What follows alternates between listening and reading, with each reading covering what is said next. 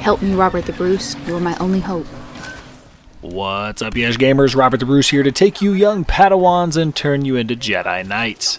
And it starts with knowing the HUD, maximizing your potential on the battlefield. The heads-up display contains absolutely vital information, not just for your character, but also pertaining to the match you're in. It's especially important in Walker Assault, but we'll get to that later. Now, the radar in the lower left corner is standard. It's been a part of FPS games for years. Works the way you'd expect it to, doesn't really require any special thought to figure out. The bottom right side contains the currently equipped cards on your player, and these basically function as your class or loadout. And once you've played the game a bit, you can purchase unlocks for these cards and equip them to your liking. Some cards have unlimited use with a cooldown.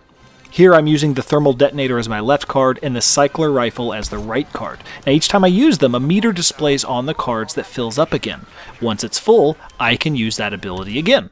Now, the middle card has a finite number of uses, so once you run out, it can't be used unless you find charge power-ups around the map.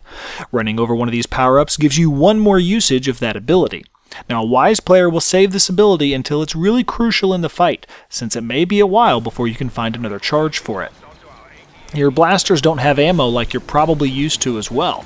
Instead of having to reload, you have to be aware of your weapon overheating. A little indicator fills up as you shoot your gun, and if it maxes out, your gun overheats and you have to wait for it to cool off before you can use it again. Now when it does overheat, as it's cooling off, there's a little section of yellow in the meter, and if you hit the designated button right as the meter is in that yellow section, it will automatically bring your gun back to ready state and you can continue firing.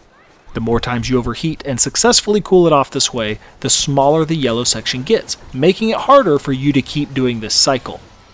Now once you have the Cycler Rifle equipped in one of your card slots, one strategy I like is to keep shooting until you overheat, then try to time the quick cooldown so that you're back in the fight right away. Now if I miss it, I can always switch to the Cycler Rifle and then I'm not defenseless while I finish waiting for the blaster to cool off. Now lastly, let's talk about the game mode elements in your HUD and why they're important. Now in Drop Zone it's pretty easy to understand. The number in the blue circle is how many pods your team has captured, number in red represents the enemy score.